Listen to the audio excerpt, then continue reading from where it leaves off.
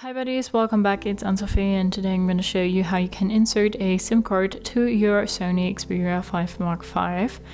For that, you want to take your SIM card ejector or a simple paper clip and then look for the SIM card slot.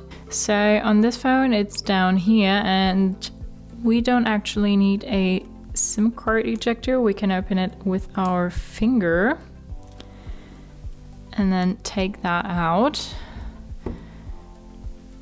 And then we have space for a SIM card and for an SD card here. So we'll take our SIM card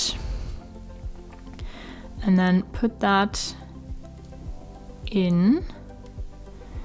And now we'll put the whole thing back in the phone.